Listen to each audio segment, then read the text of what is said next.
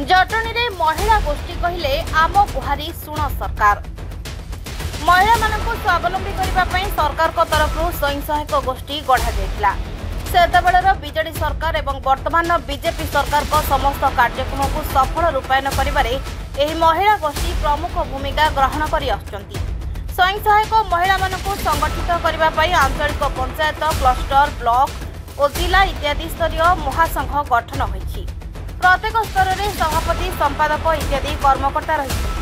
वर्तमान सरकार एही महासंघ गुड़िकर पुनः गठन पर निष्पत्ति नहीं, किंतु नूतन महासंघ रे पूर्व सभापति संपादक इत्यादि पदवी रे थिबा महिला माने आउ थरे सभापति संपादक इत्यादि होई परिबे नाही किंबा एही पदवी पई नामांकन भरि परिबे नाही।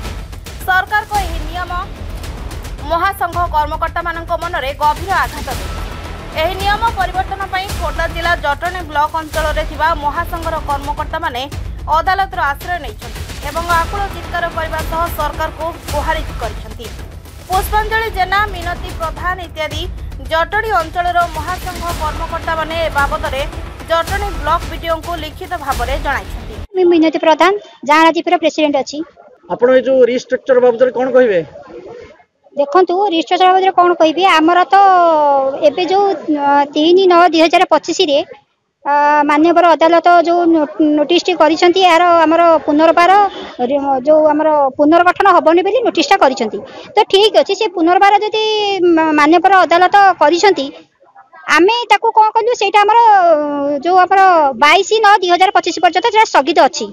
ता पर भी मध्य आमर उच्च न्यायालय एटा कला जो रायटा शुणेइले आमर जो पद पदवी जो अच्छी आमर वीडियो हूँ बीपीएम मैडम हूँ जी भी हूँ से कैडर मान को बाध्य करुँचे जे रातिर कर दिन कर बिना रेजिस्ट्रेशन रे भी नाटा चढ़ई दियो आउ तेमे तुम पछरे चोरे लुचेकी कर एटा केते दूर ठीक जदि मान्यवर अदालत कथा सी मानु नाहांती राय मानु नाहांती तो आमे से जगह बाध्य होइकिरी एबे भाबुचु वीडियो को आउ आमर बीपीएम मैडम को नहीं आम जो मान्यवर अदालत जो नोटिस जारी कर दबु अनुरोध करूँ आम माँ मान को जो 22 पर्यंत अच्छी से 22 पर्यंत आमको समय दिंतु। पुष्पांजलि जेना मदनपुर जीपीएलएफ प्रेसिडेंट मोर जीपीएलएफ ब्लॉक प्रेसिडेंट। आपनकर जो जीपीएल रिस्ट्रक्चर बाबद रे आपण कोन कहिबे? हमर ए जो जीपीएलएफ रिस्ट्रक्चर बाबद रे हम एतिकी कहबू सरकार गोटे गाइडलाइन अच्छी पुनर्बार नामांकन करि परिबो नाही।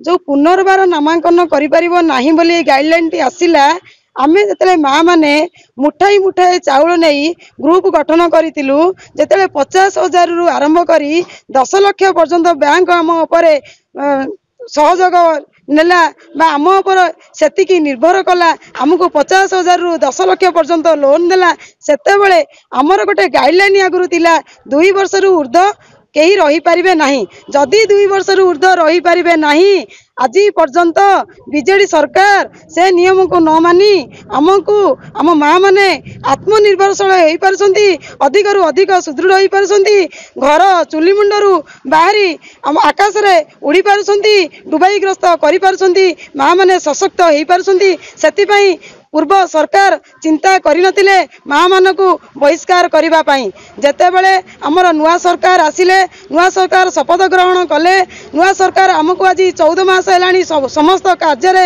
लगाइले एवं प्रधानमंत्री जेतेबेले ओडिशा ग्रस्त कले सेतेबेले ब्लॉक मानकरू 30 खंड लेखाए बस उठाइले बिना परिश्रम बिना अर्थ बिना कहले बलिया खाइबारे भी मो माँ माने समस्ते जाइछंदी आमे सेठे दाबी करि नाउ हमको खाइबा को दियो कि ब्लॉक रे खाइबा पाइला नाही सेतिरे भी माँ माने सहयोग करछंदी कारण आम सरकार आसीछंदी आम सरकार सहयोग करछंदी सब पुराणा को पुनरावृत्ति करछंदी किंतु सरकार एठै गुटिए भूल कले आम माँ मान को विदाय करबा पई माँ मान को गाँ गाँ रे पसी भांगी देबा पई चेष्टा कले माँ माने भाविले नाही ए पूर्व सरकार रे माँ माने हमको पुनर्बार आनी ए चौकी रे बसैछंदी सरकार जेतेले चौकी रे बसी पड़ले सरकार आ माँ मानकर कथा को चिंता कले नाही जेउ सरकार चिंता कले नाही आमे सेतिरे समस्त माँ माने जेतेबेले टिपो चिन्हरु आज दस्खत करी बैंक रे आमे जाई बसी आमे जेतेबेले गाँ रे छतु चाष आरंभ करी सब जेतेबेले माँ माने सुदृढ़ स्वावलंबी हेला बेलकू सरकार हमको चाहुछंदी घर भीतर को विदाय कर देई पुणी से चुली मुंड को पठेई देबा पई।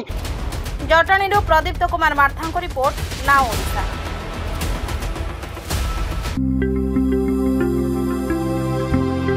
लेटेस्ट न्यूज अपडेट पाई www.nowodisha.com को लॉगिन करंतु।